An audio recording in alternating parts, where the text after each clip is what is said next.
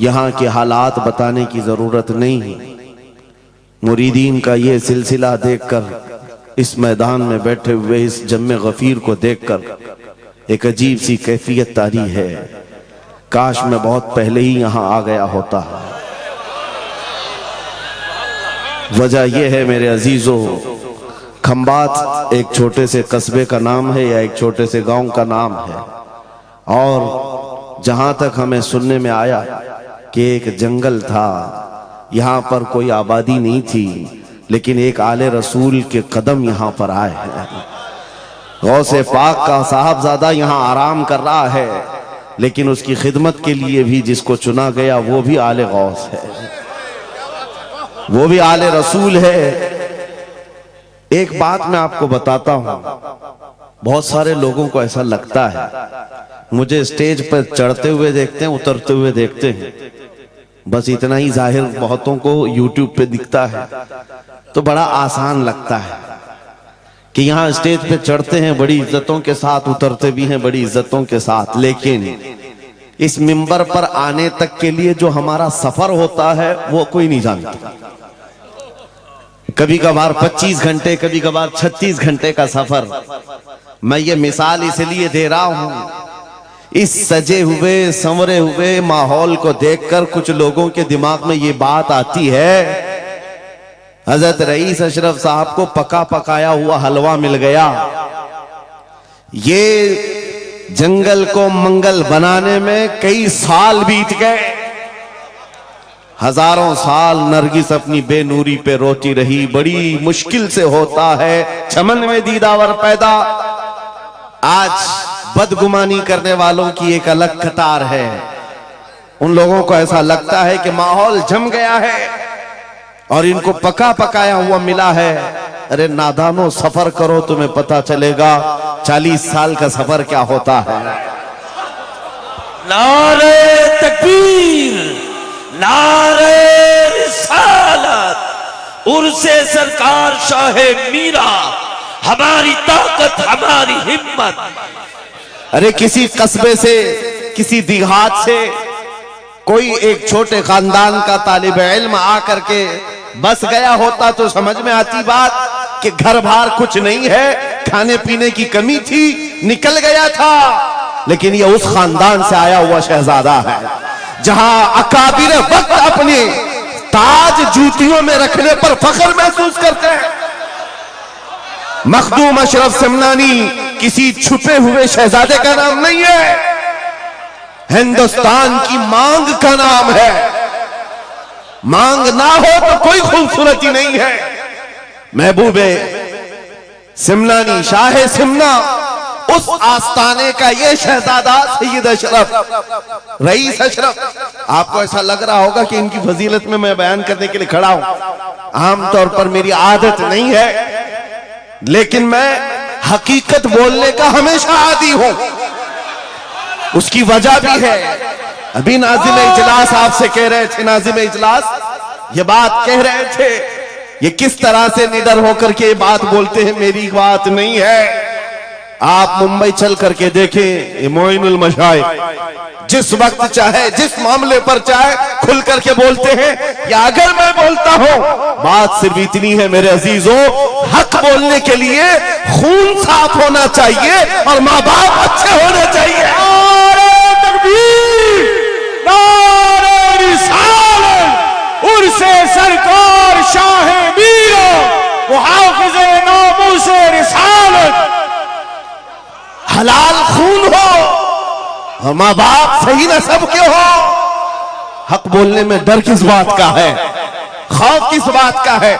मैं बात इसलिए कह रहा हूं, कोई अगर किसी देहात से, किसी जगह से निकल करके आया हुआ होता, हालात का मारा हुआ होता और आकर के किसी जंगल में कोई घर बनाने की कोशिश कर रहा होता, तो तुम ये कहते बांग्लादेश से आया है बेचारा, बर्मा से आया हुआ है बेचारा। ये उस आस्थाने से आया है जहां वक्त के बादशाह भी अपनी निस्बत पर फख्र करते हैं। शाहे सिमना का सैयद रईस अशरफ को क्या कमी थी? क्या माँ बाप कमजोर थे? क्या खानदान कमजोर था? क्या उनके पास नस्ब की कमी थी या दौलत की कमी थी?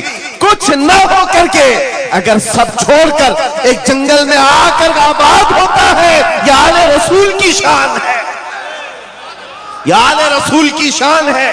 इसलिए मैं आपको बिला मुबालगा ये बात कह रहा हूं, मुझे फख्र है इस बात के लिए क्योंकि मेरे बाप ने बचपन से हमें 3 चीजें सिखाई है जो रसूल पाक की हदीस है। मेरे आका ने फरमाया, अल्लिमू औलादकुम सलासा खिसाल, हुब्ब नबीयिकुम व हुब्ब अहली बैतिही व तिलावतल कुरआन। मेरे आका ने फरमाया, अपने बच्चों को 3 बातें सिखा करके जाना। नंबर 1, अपने नबी की मोहब्बत सिखाओ। नंबर 2, नबी की अहले बैत की मोहब्बत सिखाओ। और नंबर 3, कुरान पाक सिखा कर जाओ। हमें बचपन से हमारे माँ बाप ने ये तालीम दी है, इसीलिए आप इस चीज को महसूस करें। मेरे लिए जो सरमाया आखिरत है, जिसको मैं समझता हूं, यही वो मिंबर है जहां मेरे इधर भी उधर भी वो सादात बैठे होते हैं जो करंट से ज्यादा मुझे पावर दिया करते हैं। आज आपको क्या लगता है मेरे बाजुओं में जो ताकत नजर आती है, एक ही वजह है, मेरे बाप ने अहले बैत के कदमों में बैठना सिखाया है, उनका एहतराम सिखाया है। और मुझे इस बात पर नाज है, हजारों कोशिशें कर ली दुनिया ने मुझे झुकाने की, मुझे झुकने नहीं देता धर्म ज़हरा के बच्चों। नारे तकबीर, नारे तकबीर, नारे रिसालत, नारे हैदरी। अल्लामा मुफ्ती सलमान आसारी, अल्लामा मुफ्ती सलमान आसारी और से सरकार शाहे मीरा, लब्बैक लब्बैक लब्बैक या रसूल अल्लाह, लब्बैक लब्बैक या रसूल अल्लाह, लब्बैक लब्बैक लब्बैक या रसूल अल्लाह।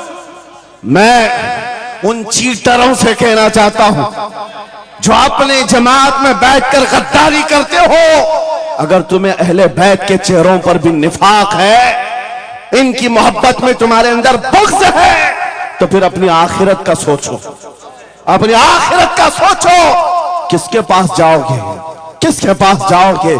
आपको पता है उमर इब्ने खत्ताब व अमीरुल मोमिनीन, जिसके रौब से कैसर और किसरा कांपते थे, हजारों नहीं लाखों का लश्कर एक नाम से थर्राता था, लेकिन वही वक्त का खलीफा अमीरुल मोमिनीन उमर इब्ने खत्ताब जिस वक्त मिंबर पर खड़े होकर मस्जिद नबवी में खिताब कर रहा है, रसूलुल्लाह का बेटा, हम गरीबों का गमगुसार हुसैन आजम तशरीफ लाते हैं। मस्जिद में आकर मिंबर पर देखा और कहा, मेरे बाप के मिंबर से उतर जाओ, अपने बाप के मिंबर पर जाओ। ये किसने कहा? हजरत उमर ने नहीं कहा बच्चा कहां से आ गया। हुजूर के इंतकाल के बाद अहले बैत का सिलसिला खत्म हुआ, फौरन वक्त का खलीफा उतर आता है, अमीरुल मोमिनीन मिंबर से नीचे आ गए, घुटने जमीन पर रखा, घुटने जमीन पर रखा और कहा, शहजादे आपने बिल्कुल सच कहा, यह मिंबर आपके बाप का है, यह आपके नाना का है, मेरे बाप का कोई मिंबर नहीं। उमर के पास जो कुछ है वो आपके नाना का है, जो कुछ भी है वो आपके नाना का है। खाते हैं इनके घराने का, भोगते हैं इनके घराने पर। ये न मिजाज फारूकी है, न ये मिजाज सिद्दीकी है। आपको मैं बताऊं, फिर हजरत उमर ने क्या कहा, अगर शहजादे आप इजाजत दे दें तो मैं मिंबर पर चढ़ूं। उनके सामने बोलने की जसारत किसकी थी? लेकिन रसूलुल्लाह की आल हमारे लिए सरमाया आखिरत है। ये नबी पाक की आल की मोहब्बत ईमान की अलामत है।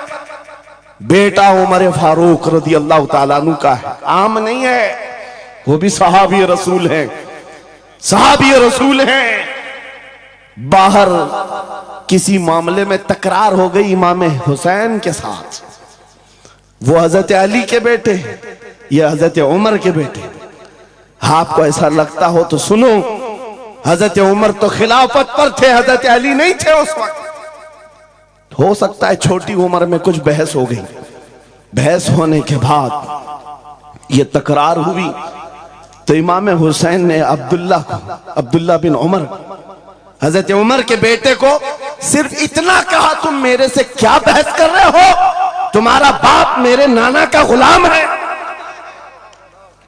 तुम्हारा बाप मेरे नाना का गुलाम है। हजरत उमर के बेटे को यह बात लगी कि कैसे मुझे ये टॉन्ट, कैसे मुझे ये ताना। दौड़ करके आए हजरत उमर के पास, कहा बाबा आज अली के बेटे हुसैन ने क्या कहा पता है? कहा क्या कहा बेटा? कहा हमारी तकरार हो रही थी, इसमें उन्होंने बुला करके मुझसे ये कहा कि तू मुझसे किस बात पर लड़ता है, तेरा बाप तो मेरे नाना का गुलाम है। हजरत उमर ने कहा ऐसा कहा उन्होंने, ऐसा कहा? कहा सच कह रहा हूं बाबा, ऐसा ही कहा। कहा बुला ला हुसैन, बुला ला। तलब किया गया, इमाम हुसैन को बुलाया। बेटा हजरत उमर का, हो सकता है उस वक्त उनको ये ख्याल हो कि शायद जज्र तौबीक हो जाए, डांट डपट हो जाए। हजरत उमर आते हैं, कहते हैं ए हुसैन इब्ने अली, ये मेरा बेटा जो कह रहा है क्या ये बात सच है?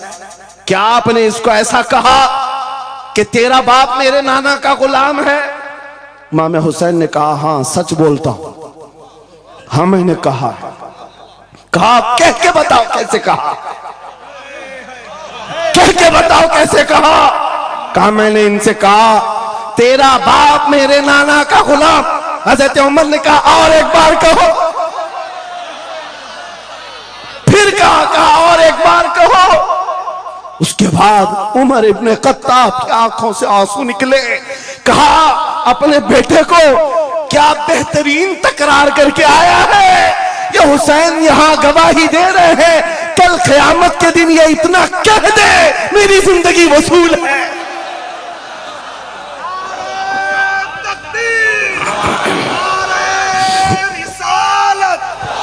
हुब्बे आले मोहम्मद, हुब्बे आले मोहम्मद, नारे तकबीर, नारे रिसालत।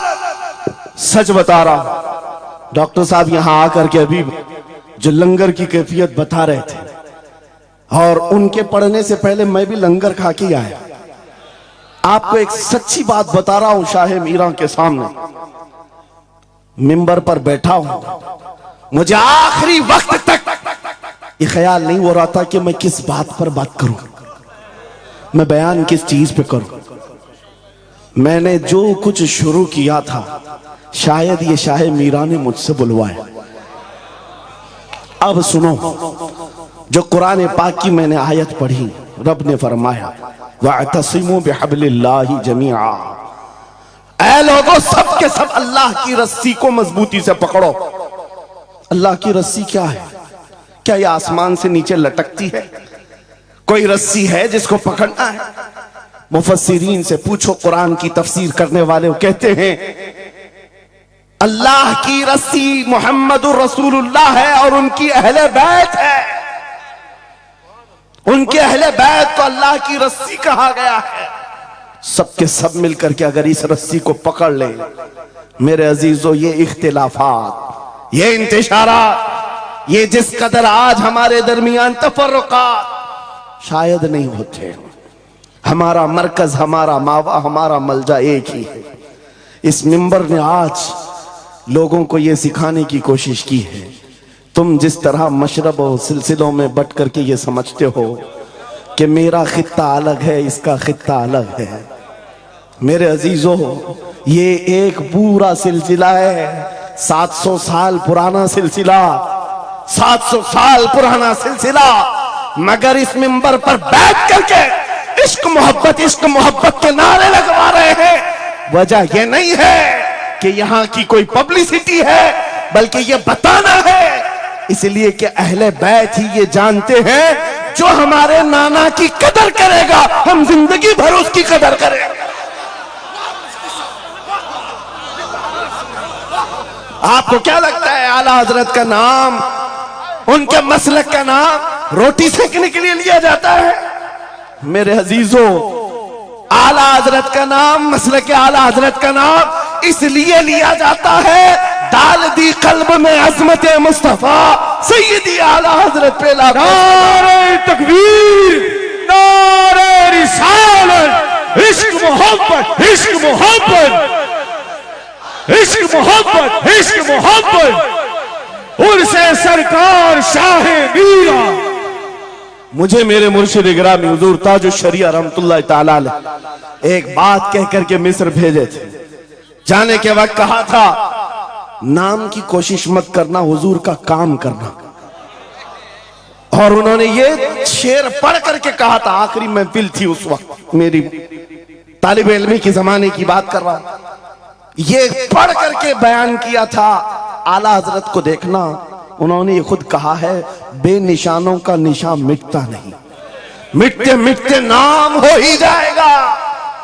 आला हजरत उस सिक्के राइजुल वक्त का नाम है जिसने हर दिल पर राज किया है, हर खानकाह पर राज किया है। मेरा एक जुमला मैं अक्सर मजमों में कहता हूं, अक्सर तकरीरों में कहता हूं, एक बात समझ करके चलो शाह मीरा के उर्स में आने वालों, मेरा एक फार्मूला सुनना है। अगर इज्जत चाहते हो, वकार चाहते हो, ये जुमला याद करो, उनकी बात करो, हर दिल पे राज करो। बस रसूलुल्लाह की बात करो, हर दिल पे राज करो। आज हमारी जो इज्जत है मेरे अजीजों, ये खानकाह है अशरफिया और यहां खानकाह है शाह मीरा है, जिनके सामने मैं खड़ा हूं।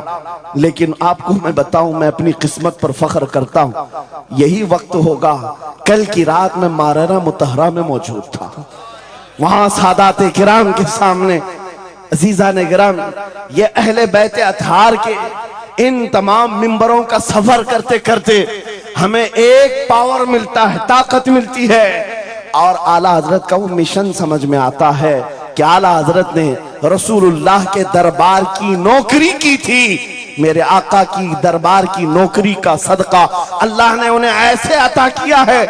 मैंने मिस्र जाकर देखा है, अफ्रीका में देखा है, अमेरिका वगैरह हम गए नहीं, लेकिन जानते हैं जहां कहीं उर्दू बोलने वाला हो, बल्कि मैं तो अरबी दान लोगों को सुनाऊं। मिस्र की सरजमीन पर हर जुमा एक जगह मौलूद शरीफ हुआ करती थी, हम हिंदुस्तानी तलबा वहां जाते थे।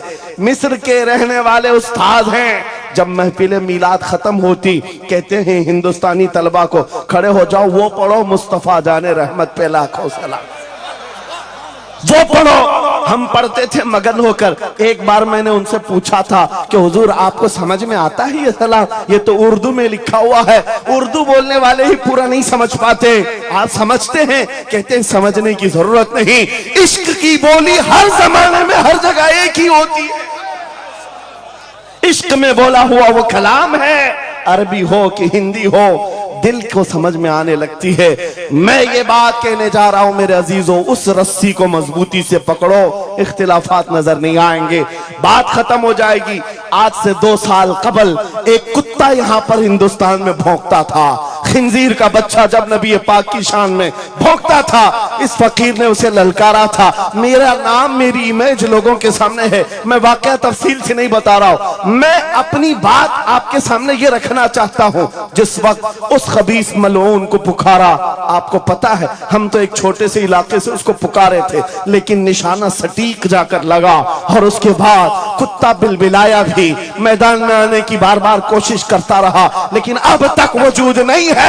लेकिन उसके बाद मैंने देखा है, महीना, 2 महीना, 3 महीने गुजरे होंगे, हर मुल्क से, अफ्रीका से, ऑस्ट्रेलिया से, न्यूजीलैंड से, अमेरिका से, हर जगह से लोगों ने मुझे मैसेज भी किए, खुतूत अरसाल किए, वहां से रिसाले भेजे और दादो तहसीन के साथ दुआएं दी। लेकिन साथ एक बात मैं बता रहा हूं, उन जमातों के बड़े बड़े लोग जिनसे हमारा कोई रिश्ता ही नहीं है, उनके बड़े बड़े अमीरों ने भी लेटर पैड में लिख करके दिया, कहा मौलाना आप बरेलवी हैं, आपसे हमारा इख्तिलाफ है, लेकिन जिस नबी पाक की शान के लिए आप खड़े हैं, हम सब छोड़कर आपके साथ खड़े होने को तैयार हैं। हम आपके सामने आज ये बात कह रहे हैं, ऐ सुन्नियों, हम तो दूसरों को बुला भी नहीं रहे, हम तो तुम्हारे इत्तेहाद की बात कर रहे हैं। लेकिन इत्तेहाद का नुक्ता एक है, जब तक तुम एक एक छोटे खूंटे को पकड़े रहोगे, हर कोई तुम्हारे साथ उलझता रहेगा। उस अजीम दरख्त को पकड़ लो जिसकी जड़ें तहतुस्सरा में है, जिसकी शाखें औजे सुरैया पर है, और वो मोहम्मदुर रसूलुल्लाह की जात। उस नाम को मजबूती से पकड़ो जिसको इकबाल ने क्या बेहतरीन अंदाज में बताया, आबरूए मां जनाम मुस्तफास्त, हम सबकी इज्जत आबरू मुस्तफा के नाम से। अगर ये बात पर इत्तेफाक हो जाए सारी चीजें भूल जाओगे, सारी चीजें भूल जाओगे। मेरे अजीजों, आज मुझे इस बात पर कोई भी आपत्ति नहीं, जरा बराबर भी झिझक नहीं। हो सकता है कुछ लोगों को ऐसा लग रहा हो कि डरे सहमे स्टेज पर आए होंगे, यहां पर बड़े बड़े खानकाह अशरफिया के सादात मौजूद हैं, उनसे हम ये बात खुल करके कहते हैं। मेरे अजीजों, हम डरे सहमे स्टेजों पर जाने वालों में से नहीं हैं। जहां जा रहे हैं खुल करके जाते हैं और ये बात देख करके जाते हैं, जहां मेरे नबी की अजमत बोली जाएगी वहां हम अपनी गर्दनें झुका कर जाएंगे। यहां पर मिशन आला हजरत को तरवीज दिया जा रहा है। आला हजरत का वही तो मिशन था। क्या मिशन था आला हजरत का, जो आपने अपनी जिंदगी भर दिया है? अपने दिल का है उन्हीं से आराम, सौंप है उन्हीं को सब काम। लौ लगी है कि उस दर के गुलाम चारे दर्द रजा करते हैं। आला हज़रत फाजिल बरेलवी का वो मिशन यहां से दिया जा रहा है। मैं यहां से एक मजबूत मैसेज देना चाहता हूं। हमारे सारे सिलसिले ये हमारी अजमत के लिए, हमारी जीनत के लिए, लेकिन सारे सिलसिलों की इंतहा मदीना तैयबा है। सारे सिलसिलों की इंतहा मदीना तैयबा है।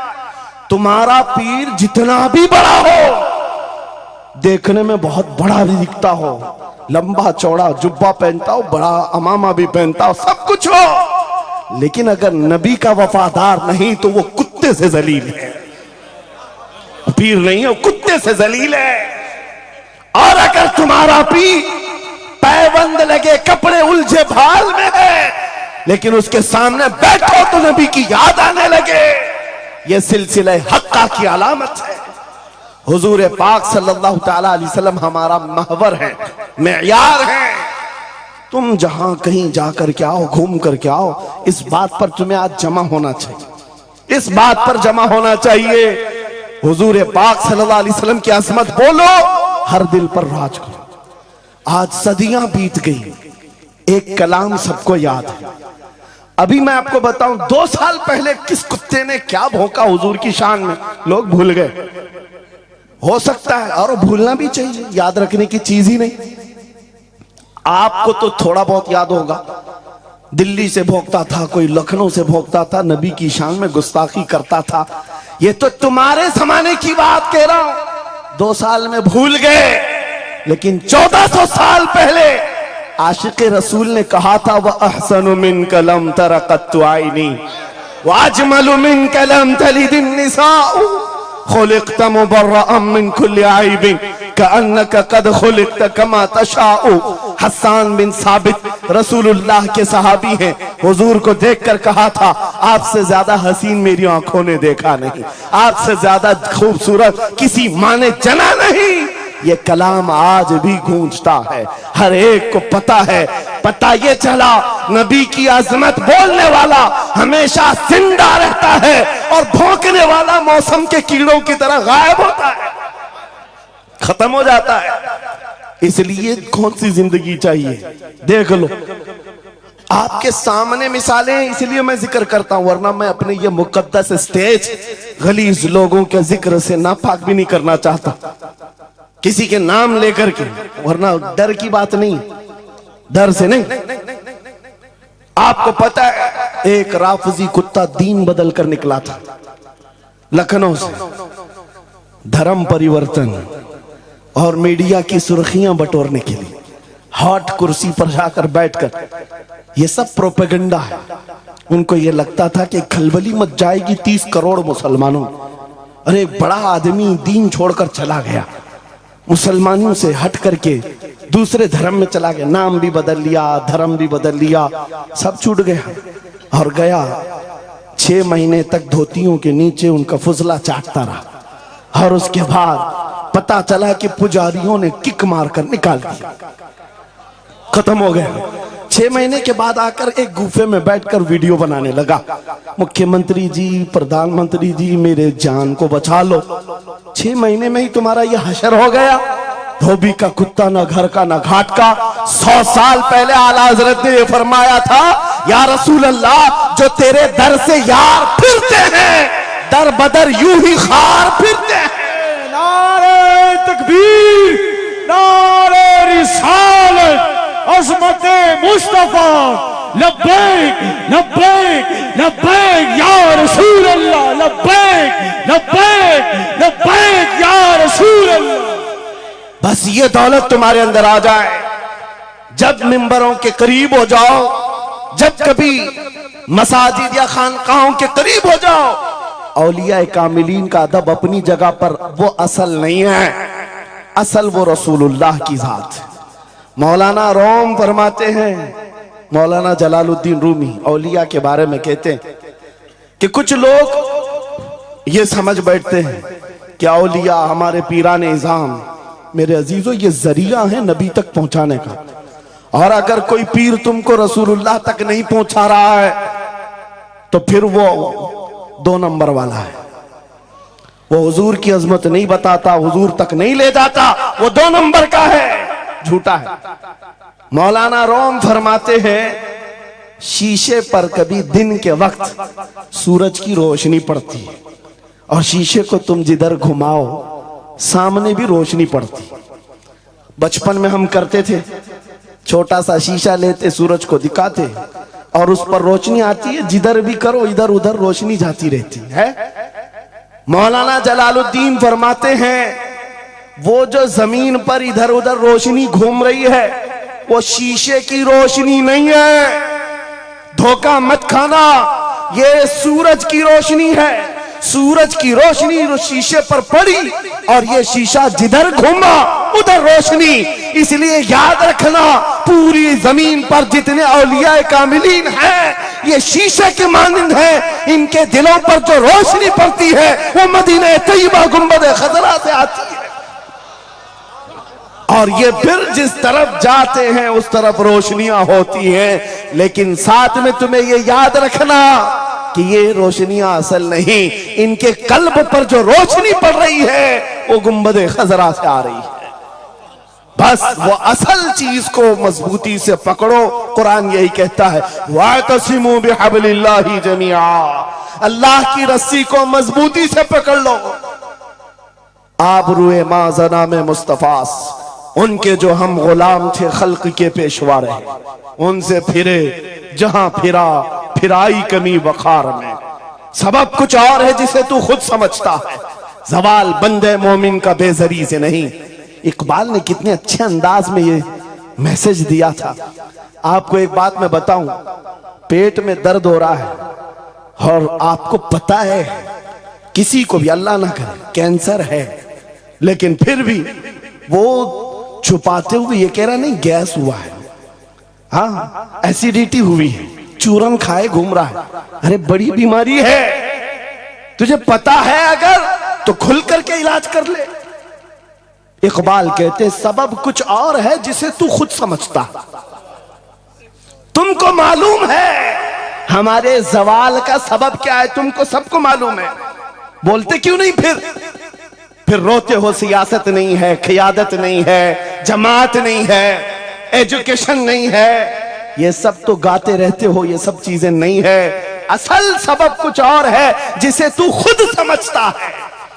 बहुत बारीक बात पर इकबाल ने निशाना रखा, जवाल बंदे मोमिन का बेजरी से नहीं। फिर इकबाल से ही हमने पूछा, फिर वो है क्या सबब, क्या है वो सबब? इकबाल ने कहा उनके जो हम गुलाम थे, खल्क के पेशवा रहे। वाह, यही है जिससे तू दूर हुआ और फिर आज जलील हुआ। सबब कुछ और है जिसे तू खुद समझता है। आ जाओ नौजवानों, उस सबब को हम हल करते हैं। 10 साल के करीब यूरोप की गलियां छान मारते हुए इकबाल वापस अपने वतन आया। वहां के यूरोपियन को देखा, उनके साइंस, उनके रियाजी, उनके फिजिक्स, उनके ज्योग्राफी, सब चीजों को देखा। और कहता है मैं तो ढूंढ रहा था मेरी कौम की इज्जत कहां है, मेरी कौम की बुलंदी कहां है। 10 साल के बाद जब वापस आया, लोगों ने पूछा क्या मिला अपनी कौम की इज्जत का राज। इकबाल ने कहा मैं बहुत गौर से देखता रहा और फिर इस नतीजे पर पहुंचा, मेरी कौम के उरूज और इर्तिका बुलंदी का एक ही राज है कि मोहम्मद से वफा तूने तो हम तेरे हैं, ये जहां चीज है क्या लौह कलम तेरे। ये उस वक्त इकबाल ने कहा था। और फिर मेरे अजीजों, इस बात को आज मैं दोहरा रहा हूं। एक बात अभी भी मैं नाउम्मीद नहीं हूं, सुन्नियों की ये कसरत, और जब आप तुम्हारे जोशो जज्बे, ये नात खानी जो है ये कोई हमारे यहाँ एक फॉर्मेलिटी नहीं है, इन नातों से तुम्हारे दिलों को इतना गर्म किया जाता है आपको खुद अंदाजा नहीं होता। सुभान अल्लाह। आपको अंदाजा नहीं है, हुजूर की याद में तड़पना, दिल का धड़कना सिखाया जाता है। और इन मजमों के रंग को देख करके मैं नाउम्मीद नहीं हूं, अभी इसमें रमक बाकी है, रमक बाकी है। अभी मैं कहता हूं अशहदु अन्ना मुहम्मद रसूलुल्लाह सल्लल्लाहु अलैहि वसल्लम। इधर बैठे हुए भी, सामने वाले भी अंगूठा चूम रहे। मैंने नाम मेरे मुस्तफा का लिया, लेकिन कहा क्या मैंने आपको कि आप भी चूमो? किसने कहा आपको कि अंगूठों का बोसा लेकर आंखों से लगाओ? किसने कहा? अरे मैंने कहा भी नहीं, ना तमहीद बांधा, इधर नाम लिया, बेइख्तियार अंगूठे उठ गए। वाह, बेइख्तियार लबों को छूम लिया तुमने, लबों से अंगूठों को चूम कर आंखों से लगाया। यह इस बात की अलामत है गुनहगार हो गए, गद्दार नहीं है। नारे तकबीर, नारे रिसालत, नारे हैदरी, उर्से सरकार शाहे मीरा, मुहाफिजे हमसे रिसालत। मरे हुए लोगों से क्या खिताब किया जाए, जिंदगी बाकी है, इसीलिए तो घूम घूम कर आपसे खिताब कर रहे हैं। और इस उम्मीद के साथ कि इकबाल ने यह भी कहा था कि निकल कर सहरा से जिसने उलट दिया था तख्ते रोमा को, सुना है कुदसियों से मैंने कि वो शेर फिर होशियार होगा। इकबाल की बात सुनो, कह रहा है पहले जमाने में सहरा से निकले थे सहाबा, पैरों में चप्पल नहीं थे, पैबंद लगे कपड़े, तलवारें टूटी हुई, लेकिन जब निकले थे तो रोमन एम्पायर को भी धूल चटा दिया था, पर्शियन एम्पायर को भी परखचे उड़ा दिए थे, 2 सुपर पावर ताकतों को नाकों तले छने छपवा दिए। ये तारीख में मौजूद है, मिटाने से नहीं मिटेगा।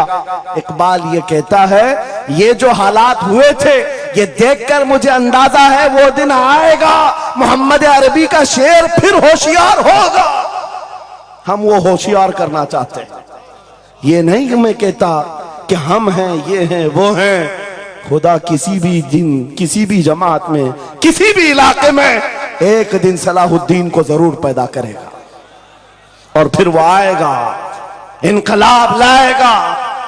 हम नाउम्मीद नहीं है खुदा की रहमत से, बार बार आपको जगा रहे हैं। और जब तक ये दौलत मोहब्बत मुस्तफा मौजूद है, मेरा ये यकीन है कि हमें हजारों ताकतें मिलकर के मिटा नहीं सकेंगी, नहीं मिटा सकेंगे। ये दौलत लासवाल तुम्हारे पास मौजूद है। आप नहीं देखते आज हालात बड़े खराब हैं। डॉक्टर साहब हमारे मेहमान हैं, लेकिन आपको पता है यहां के हालात, इनके ही पड़ोसी, बल्कि इनकी बिरादरी के लोग जो नात खां हैं, मशहूर नात खां हैं, हमसे पूछ रहे थे कि मौलाना आप जो है कुफार और मुशरिकीन के नरगे में हैं और वहां पर आप इस तरह से बोलते हैं, कैसे बोलते हैं? मैंने उस वक्त बगदाद मुकद्दसा में उनसे अर्ज किया था, क्यों दबे जिस पे हिमायत का हो पंजा तेरा,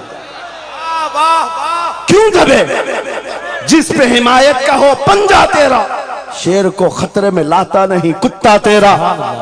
हाँ, हम तादाद में कम हैं, हम तादाद में कम हैं और बड़े हालात के मारे हुए हैं, लेकिन हमें अपनी तारीख याद है। बदर में भी तादाद कम थी, उहद में भी तादाद कम थी, और सबसे बड़ी तादाद तो करबला में कम थी, लेकिन फतह का झंडा आज भी करबला वालों का ही लहरा रहा है। सुभान अल्लाह। तादाद माने नहीं रखती, कभी मत जाना इन सब मामलात पर।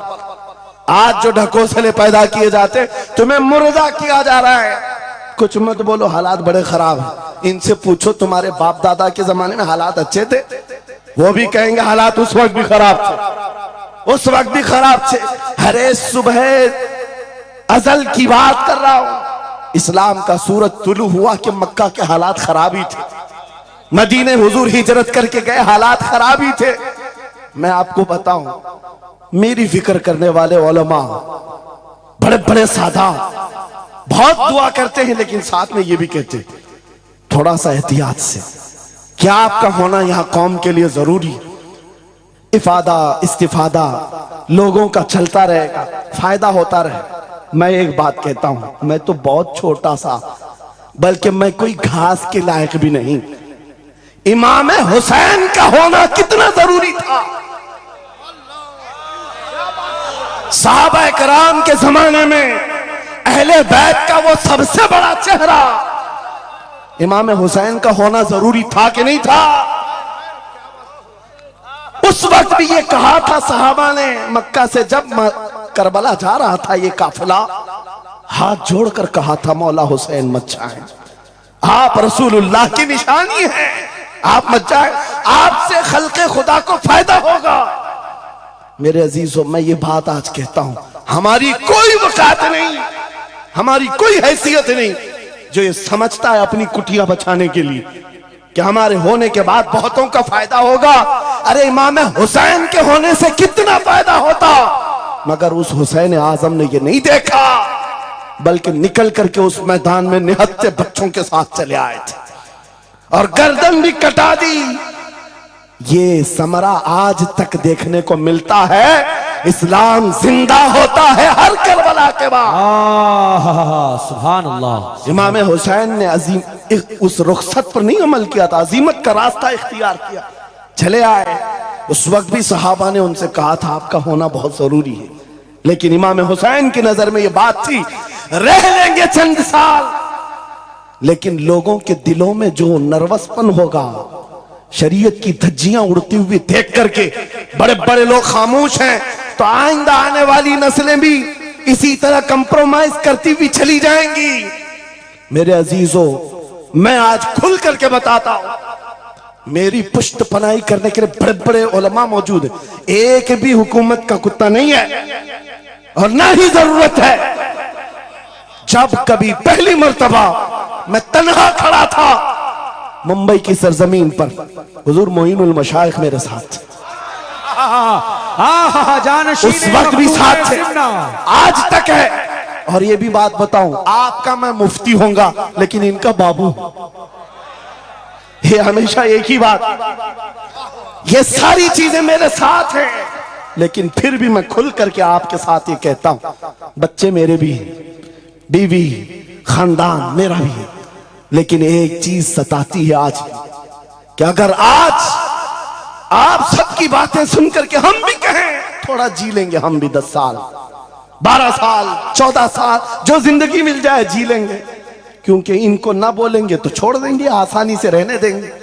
लेकिन एक नुकसान हम देख रहे हैं, कल को आने वाली नस्लें पूछेंगी, कल को आने वाली नस्लें पूछेंगी, जब नबी की शान में कुत्ते भौंकते थे हमारे बाप दादा रोटियां सेका करते थे, उनके दिलों में कौन सा ईमान होगा, उनके दिलों में कैसी बुज़दिली आ जाएगी। लेकिन मेरे अजीजों, ज्यादा से ज्यादा क्या होगा, मौत तो सबकी लिखी हुई है, मेरी भी है आपकी भी है, किसी दिन बिस्तर पर पांव रगड़ कर मर जाएंगे, लेकिन हम ये सोचते हैं जब मरना मुकद्दर है ही, यूं भी तो किसी दिन दुनिया से जाना है, नबी पाक का नाम बुलंद करके जाएंगे, नस्लें इस बात के लिए सीना चौड़ा करके कहेंगी, नहीं सारे अगर कुत्ते भौंक रहे थे, मेरा बाप मेरा दादा नबी की शान में अज़मत रिसालत के दिफा के लिए तन्हा खड़ा था या उलमा में से कोई खड़ा था, उनके फख्र के लिए इतनी बात काफी है। और उनके ईमान की हिफाजत के लिए इतनी बात काफी है। सुभान अल्लाह, सुभान अल्लाह।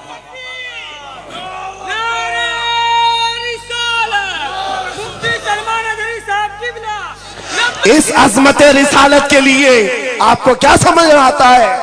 बहुत दिन हो गए हमारे आराम के, बहुत दिन हो गए सुकून के। नबी के नाम पर हमने रोटियां बहुत खाई, हुजूर की इज्जत पर क्या क्या नहीं मिला हमको।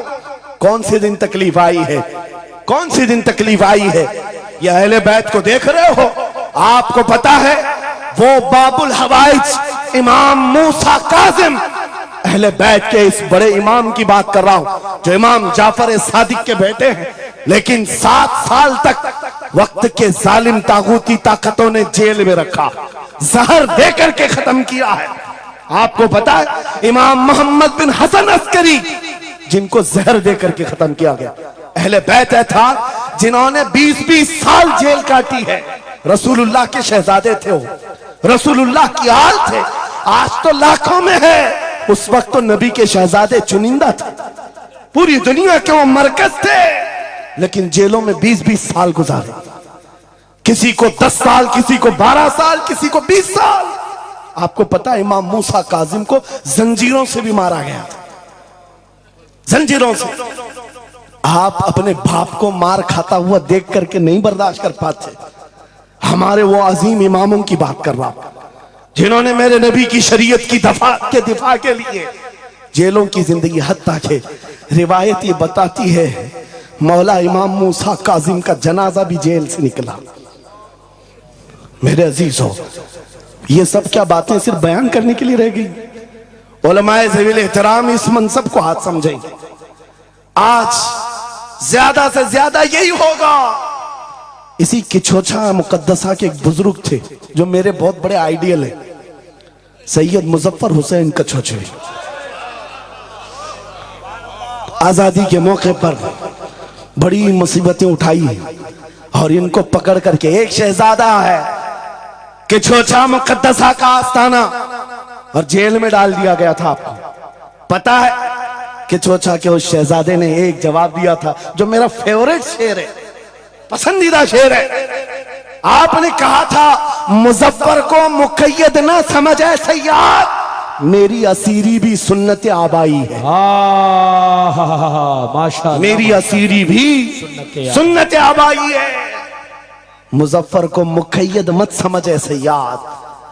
आपको पता है ये तारीख है हमारी, लेकिन सब की सब तारीख इसलिए दोहरा रहा हूं कि हमारी इज्जत उसी में मौजूद है, वहीं पर है। वापस आ जाओ उधर ही। अपनी कुटिया बचाकर, अपनी दुकान बचाकर ज्यादा दिन नहीं जी पाओगे। हुजूर के नाम का दिफा करो, सुबह क़यामत तक मौला नाम जिंदा रखेगा। सुभान अल्लाह। हाँ, अपनी हिफाजत के लिए बहुत सारे लोग हैं, अपनी अपनी फिक्र करने वाले। नबी की इज्जत और नामूस पर पहरा देने वालों की तारीख मिटाई नहीं जाती। हजारों मिटाने की कोशिश भी कर लो, वो मिटते नहीं है।